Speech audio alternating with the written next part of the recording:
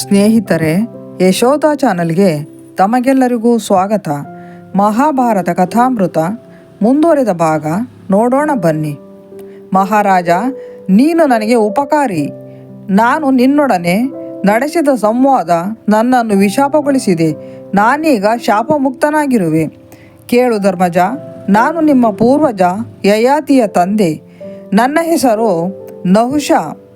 ನಾನು 100 ಯಾಗಗಳನ್ನು ಮಾಡಿದೆ. ಇಂದ್ರನಾದೆ. ಅಮರಾವತಿ ನನ್ನದಾಯಿತು. ಸ್ವರ್ಗದ ಅಧಿಪತಿಯಾದದ್ದೇ ದುರಹಂಕಾರವು ನನ್ನ ಮೈ ಮನಗಳನ್ನು ಹೊಕ್ಕಿತು. ನನಗೆ ನನ್ನ ಸ್ವಾರ್ಥ ಹೊರತು ಬೇರೇನೂ ಬೇಕಾಗಲಿಲ್ಲ. ಬೇರಾವುದರಲ್ಲೂ ಆಸಕ್ತಿ ಇರಲಿಲ್ಲ. ಆದರೆ ಯುಧಿಷ್ಠಿರ, ನನ್ನಲ್ಲಿ ಒಂದು ಅಪೂರ್ವ ಶಕ್ತಿ ಇತ್ತು. ಯಾರನ್ನು ನಾನು ದಿಟ್ಟಿಸಿ ನೋಡುತ್ತಿದ್ದೆನೋ ಅವರ ಸತ್ವವನ್ನು ನನ್ನೊಳಕ್ಕೆ ಸೆಳೆದುಕೊಳ್ಳುವ ಅಪೂರ್ವ ಶಕ್ತಿ ಇತ್ತು. ಸಾವಿರಾರು ಮಂದಿ ಋಷಿಗಳು ನನ್ನ ಪಲ್ಲಕ್ಕಿಯನ್ನು ಹೊರುತ್ತಿದ್ದರು. ಅದೊಂದು ಮುಜುಗರ ಹುಟ್ಟಿಸುವಂಥ ಪದ್ಧತಿ. ಆ ಪದ್ಧತಿಯೇ ನನ್ನ ಪತನಕ್ಕೆ ಕಾರಣವಾಯಿತು. ಒಮ್ಮೆ 7 ಮಂದಿ ಮಹರ್ಷಿಗಳು ನನ್ನ ಪಲ್ಲಕ್ಕಿಯನ್ನು ಹೊತ್ತಿದ್ದರು. ಅವರಲ್ಲಿ ಮಹರ್ಷಿ ಅಗಸ್ತ್ಯರು ಒಬ್ಬರು.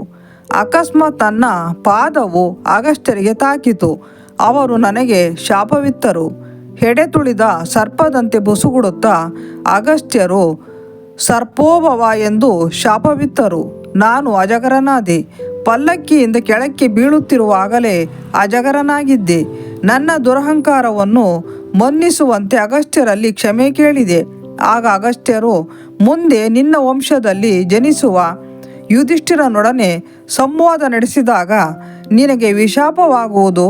ಯುಧಿಷ್ಠಿರನನ್ನು ಭೇಟಿ ಮಾಡುವ ವೇಳೆಗೆ ನಿನ್ನ ದುರಹಂಕಾರವು ಅಳಿದಿರುತ್ತದೆ, ಶಾಪ ವಿಮೋಚನೆಯಾಗುತ್ತದೆ ಎಂದು ಹೇಳಿ ಅಗಸ್ತ್ಯರು ನಿರ್ಗಮಿಸಿದರು. ಈಗ ನಿನ್ನಿಂದ ವಿಶಾಪ ಹೊಂದಿದ್ದೇನೆ. ನಿನ್ನ ತಮ್ಮ ಭೀಮ ಅಭ್ಯುದಯ ಹೊಂದಲಿ. ನಾನಿನ್ನು ಸ್ವರ್ಗಕ್ಕೆ ಮರಳುವೆ. ಇಷ್ಟು ಹೇಳಿದ ನಹುಷನು ತನ್ನ ಅಜಗರ ರೂಪವನ್ನು ಕಳಚಿ ಮೊದಲಿನ ದಿವ್ಯ ರೂಪ ಧರಿಸಿ ಸ್ವರ್ಗಕ್ಕೆ ಮರಳಿದನು. ಯುಧಿಷ್ಠಿರ, ಭೀಮರು ಆಶ್ರಮಕ್ಕೆ ಹಿಂದಿರುಗಿದರು. ದಿನಗಳು ಉರುಳಿದವು. ಮಳೆಗಾಲವು ಪ್ರಾರಂಭವಾಯಿತು. ಆಕಾಶದ ತುಂಬ ಕಪ್ಪು ಮೋಡಗಳು. ಸೂರ್ಯ ಕಾಣದಾದ. ಮಳೆ ಧಾರಾಕಾರವಾಗಿ ಸುರಿಯತೊಡಗಿತು. ಭೂತಾಯಿ ಹಸಿರುಡಿಗೆ ಹುಟ್ಟಳು. ಜೀವ ಸಂಕುಲ ಸಂಭ್ರಮಿಸಿತು. ವರ್ಷ ಋತುವು ಮುಗಿಯಿತು. ಶರದ್ ಋತು ಬಂತು. ಶರತ್ಕಾಲ ಪ್ರಕಾಶವನ್ನು ಪ್ರಶಾಂತತೆಯನ್ನು ತಂದಿತು. ಕೊಳಗಳಲ್ಲಿ ಕಮಲಗಳು ಅರಳಿದವು. ಪಾಂಡವರು ಸಂತಸದಿಂದ ಶರತ್ಕಾಲ ಕಳೆದರು. ಕಾರ್ತೀಕ ಮಾಸದಲ್ಲಿ ಕಾಮ್ಯವನಕ್ಕೆ ಪಯಣಿಸಿದರು. ಅಲ್ಲಿದ್ದ ಋಷಿಗಳು ಆದರದಿಂದ ಅವರನ್ನು ಸ್ವಾಗತಿಸಿದರು. ಮಾರ್ಕಂಡೇಯ ಮುನಿಗಳು ಕಾಮ್ಯವನದಲ್ಲಿದ್ದ ಮುನಿಗಳು ಮನೆಗೆ ಮರಳಿ ಬಂದ ಮಗಳಂತೆ ಪಾಂಡವರನ್ನು ಕಂಡು ಸಂಭ್ರಮಿಸಿದರು. ಹೀಗಿರಲು ಒಂದು ದಿನ ಬ್ರಾಹ್ಮಣನೊಬ್ಬನು ಒಂದು ಸ್ವಾಗತಾರ್ಹ ಸುದ್ದಿಯನ್ನು ತಂದನು. ಕೃಷ್ಣನು ಚಿರಂಜೀವಿಗಳಾದ ಮಾರ್ಕಂಡೇಯ ಮುನಿಗಳೊಂದಿಗೆ ಆಗಮಿಸಲಿದ್ದಾನೆ. ಬ್ರಾಹ್ಮಣನು ಈ ಸುದ್ದಿ ಮುಟ್ಟಿಸುವುದಕ್ಕೂ ಕೃಷ್ಣನು ಸತ್ಯಭಾಮಿಯೊಂದಿಗೆ ಬರುವುದಕ್ಕೂ ಸರಿಹೋಯಿತು. ಧರ್ಮಜನು ಕೃಷ್ಣ ಸತ್ಯಭಾಮಿಯರನ್ನು ಆದರದಿಂದ ಸ್ವಾಗತಿಸಿದನು. ಉಭಯ ಕುಶಲೋಪರಿಯಾಯಿತು. ಕೃಷ್ಣನು ಧರ್ಮಕ್ಕೆ ತನ್ನನ್ನೇ ಸಮರ್ಪಿಸಿಕೊಂಡ ಯುಧಿಷ್ಠಿರನನ್ನು ಮುಕ್ತಕಂಠದಿಂದ ಹೊಗಳಿದನು. ಫಲಾಪೇಕ್ಷೆ ಇಲ್ಲದೆ ಯಾವುದೇ ಆಸೆ ಆಮಿಷಗಳಿಗೆ ಬಲಿಯಾಗದೆ ಧರ್ಮ ಮಾರ್ಗವನ್ನು ಅನುಸರಿಸುತ್ತಿರುವ ಯುಧಿಷ್ಠಿರನನ್ನು ಕೃಷ್ಣನು ಮೆಚ್ಚಿಕೊಂಡಿದ್ದ. ದ್ರೌಪದಿಯನ್ನು ಅವಮಾನಿಸಿದ ವೇದನಾಪೂರ್ಣ ಸಂದರ್ಭದಲ್ಲೂ ಅವನು ತೋರಿಸಿದ ಸಂಯಮವನ್ನು ಶ್ಲಾಘಿಸಿದ. ಈ ಪರಮ ಸಂಯಮ ನಿಷ್ಫಲವಾಗದೆಂದು ತಿಳಿಸಿದ. ದ್ರುಪದ ರಾಜನು ಮತ್ತು ಅವನ ಮಕ್ಕಳು ದ್ರೌಪದಿಯ ಪುತ್ರರಿಗೆ 5 ರಾಜ್ಯಗಳನ್ನು ಕೊಡಲು ಸಿದ್ಧರಿದ್ದರು. ಆದರೆ ಯುವಕರು ಅದನ್ನು ನಿರಾಕರಿಸಿ ಸಮರಕಲೆಯ ಪರಿಣತಿಯಲ್ಲೇ ನಿರತರಾಗಿದ್ದರು. ಅಭಿಮನ್ಯು ಮತ್ತು ದ್ರೌಪದಿಯ ಮಕ್ಕಳು ಪ್ರದ್ಯುಮ್ನನ ಮಾರ್ಗದರ್ಶನದಲ್ಲಿ ಮುಂದುವರಿಯುತ್ತಿದ್ದಾರೆ. ದ್ರೌಪದಿಯ ಮಕ್ಕಳು ಸುಭದ್ರೆಗೆ ಸ್ವಂತ ಮಗ ಅಭಿಮನ್ಯುವಿನಷ್ಟೇ ಅಪ್ಯಾಯಮಾನರಾಗಿದ್ದಾರೆ ಎಂದು ಕೃಷ್ಣ ತಿಳಿಸಿದ. ಒಮ್ಮೆ ನಿನ್ನ ವಾಗ್ದಾನದ ಅವಧಿ ಮುಗಿಯಿತೆಂದರೆ ನೀನು ಮತ್ತೆ ಹಸ್ತಿನಾವತಿಯನ್ನು ಆಳಬಹುದು. ಯಾದವರು ನಿನ್ನೊಂದಿಗಿದ್ದಾರೆ ಎಂದು ಕೃಷ್ಣನು ಭರವಸೆಯ ಮಾತುಗಳನ್ನಾಡಿದ. ಹೀಗೆ ಅವರು ಆಪ್ತ ಸಂಭಾಷಣೆಯಲ್ಲಿ ತೊಡಗಿದ್ದಂತೆ ಜ್ಞಾನವೃದ್ಧರು ವಿವೇಕಿಯೂ ಆದ ಮಾರ್ಕಂಡೇಯ ಮುನಿಗಳು ಆಗಮಿಸಿದರು. ವಯಸ್ಸು ಮತ್ತು ಮರಣ ಅವರ ಸನಿಹಕ್ಕೆ ಸುಳಿಯುತ್ತಿರಲಿಲ್ಲ. ಅವರು ಸಾವಿರಾರು ವರ್ಷಗಳಿಂದ ಭೂಲೋಕದಲ್ಲಿದ್ದರೂ ನೋಡಲು 25 ವರ್ಷದ ಯುವಕರಂತೆಯೇ ಕಾಣುತ್ತಿದ್ದರು. ಕೃಷ್ಣ, ಯುಧಿಷ್ಠಿರ ಇಬ್ಬರು ಎದ್ದು ನಿಂತು ಮಾರ್ಕಂಡೇಯರನ್ನು ಸ್ವಾಗತಿಸಿದರು. ಗತಕಾಲದ ನೀತಿ ಕಥೆಗಳನ್ನು ಹೇಳುವಂತೆ ಮಾರ್ಗದರ್ಶನ ಮಾಡುವಂತೆ ಕೃಷ್ಣನು ಮಾರ್ಕಂಡೇಯರನ್ನು ಪ್ರಾರ್ಥಿಸಿದನು.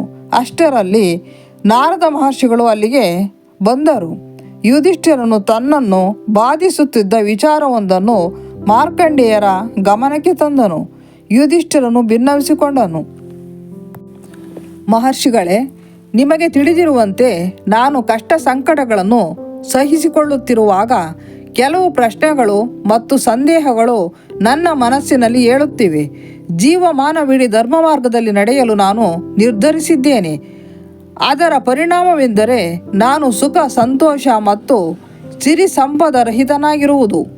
ಪಾಪಿ ದುರ್ಯೋಧನ ಮತ್ತು ಅವನ ಸೋದರರಾದರೂ ಇವೆಲ್ಲವನ್ನು ಪಡೆದು ಅಭ್ಯುದಯ ಹೊಂದುತ್ತಿದ್ದಾರೆ.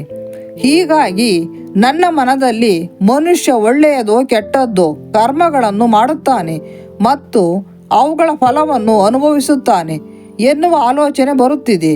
ಹಾಗಿದ್ದಲ್ಲಿ ಭಗವಂತನ ಕರ್ತವ್ಯವಾದರೂ ಏನು?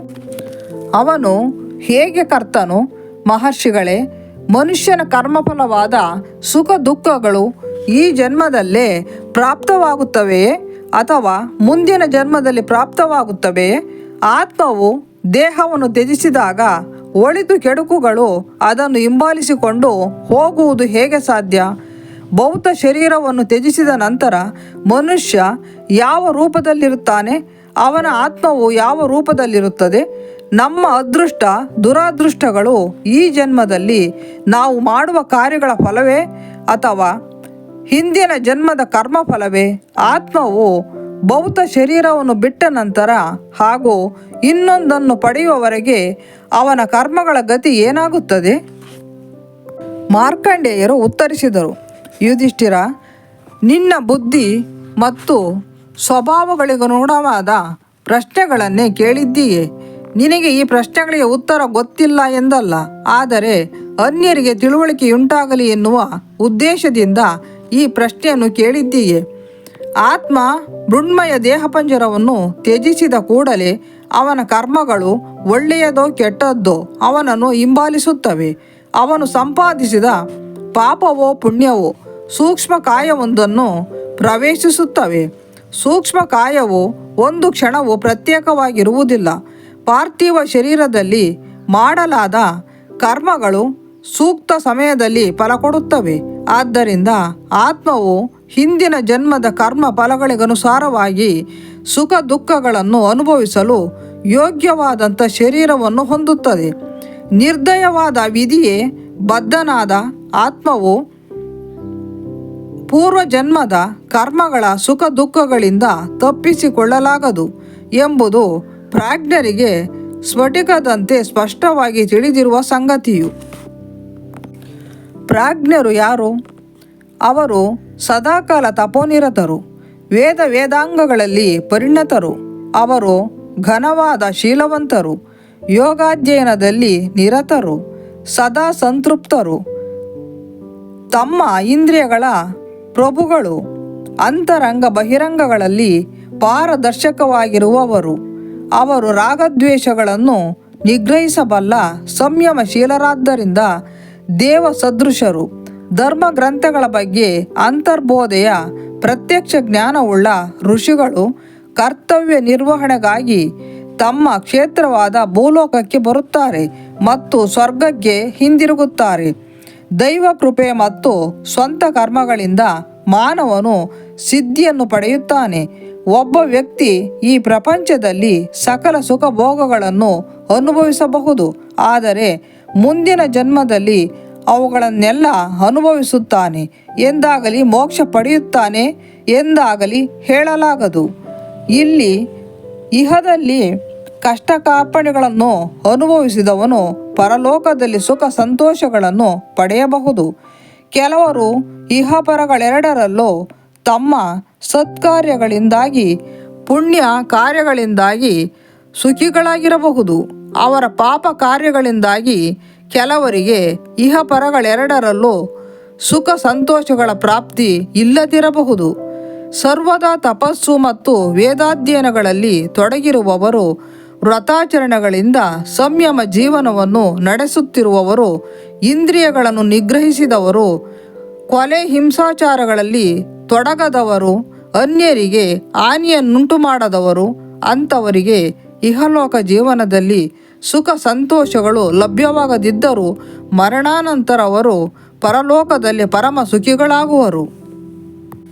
ಮಹಾಭಾರತ ಮುಂದುವರಿಯಲಿದೆ. ಯಶೋಧ ಚಾನಲ್ಗೆ ಸಬ್ಸ್ಕ್ರೈಬ್ ಮಾಡಿ, ಶೇರ್ ಮಾಡಿ, ಲೈಕ್ ಮಾಡಿ, ಕಮೆಂಟ್ ಮಾಡಿ. ಧನ್ಯವಾದಗಳು.